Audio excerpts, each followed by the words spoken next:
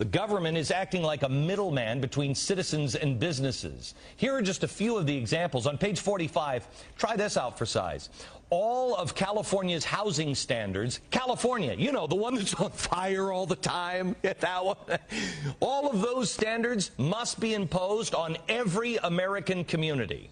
On page 92, we have to make sure now that buildings have a place to plug in your electric hybrid vehicle, which I've been looking for a place to plug in my hybrid vehicle. On page 112, additional credit for Fannie Mae and Freddie Mac housing goals for energy efficient and location efficient mortgages. There are even establishment of something called green banking centers. I wish I could tell you what a green banking center is, but I have no idea. We're also going to require that every car sold in America now has an engine capable of operating on alternative fuel. So that way we can pay our farmers to grow corn that we won't eat. We'll just burn up in our gas tanks. Won't that be swell? Oh, and it's not going to be a problem given that we now own General Motors. Though it very may well be a problem for General Motors and their bottom line. Which is your bottom line? I forgot about that. If all of these additions snuck under the cover of darkness weren't bad enough, there are two more inconveniently overlooked fun-filled facts. First, a 98-page EPA study on climate change, which shows now that global temperatures are going to decline until 2030. They say now this has been suppressed. No. The White House came out today and said, suppressed? Don't be ridiculous. It would have been suppressed. Yeah. It's just like Ben Bernanke. He never threatened the Bank of America into buying Merrill Lynch. That didn't happen. Or Chrysler, their bondholders, they really wanted that deal with Fiat. And, of course, Rick Wagner, he really wanted to step down from General Motors. And Barack Obama, he had no desire to take over the automotive industry. None whatsoever. The second thing that comes to mind is maybe we could have learned our lesson by looking at the countries that we're trying now to emulate as they're running in the other direction. Take Germany. Everybody says, oh, the Germans, yeah, they have strudel and beer and cap and trade. It's working over there. Really, has it? Germany has been able to cut emissions by 18.4% below 1990 levels. Woohoo! That's meeting the benchmark used by the Kyoto Protocol and in Europe. Except a pesky little inconvenient fact. The Washington Post says that half of the decrease was due to sagging industrial output in the former East Germany. Wait a minute, wasn't that socialist? How's that working out? After reunification. The downside, you're going to love this. German homeowners pay 25% more now for electricity than they did before they had the cap and trade thing, even though their utility companies earning record profits. When your personal liberty and our national sovereignty is being stole out from underneath our noses, it kind of pays for everybody to be just a little extra vigilant. Things in this country are happening and changing at light speed.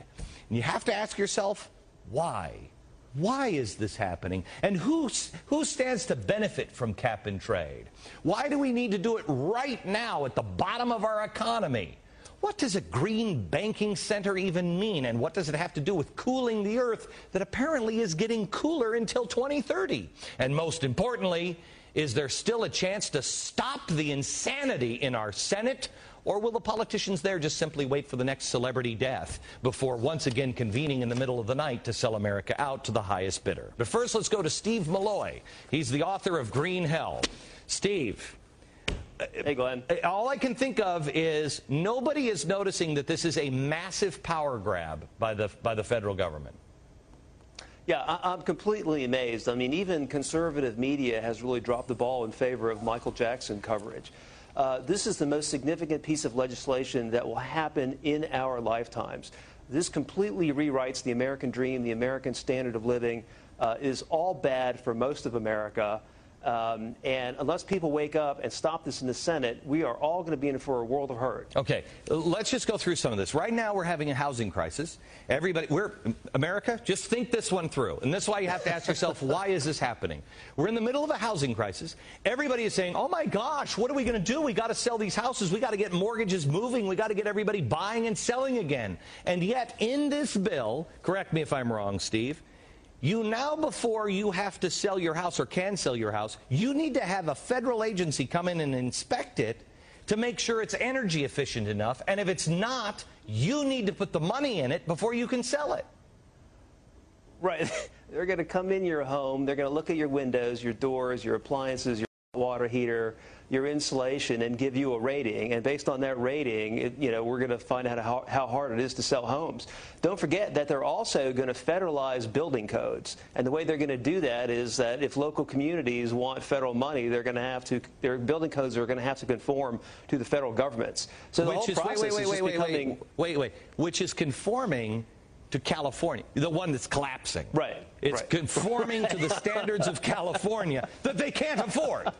I mean, I swear to you, Steve, I don't think I could design, if I were an enemy of our country, I don't think I could design a better way to collapse this country than what we've done in the last 6 months. Really, the last 8. I got to jump on the George Bush bandwagon as well. The last 8, well, no, what the hell? The last 4 years. It started a long time ago, but the last 8 months have been insane.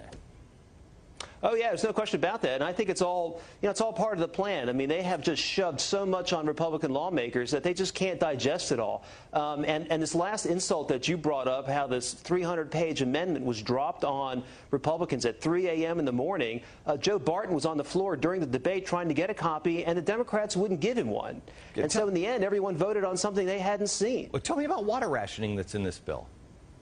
I mean, right. Well, the federal government is. You're laughing. Well, is it because you just otherwise you hang yourself? That's all you can. I'll look bad crying, I guess.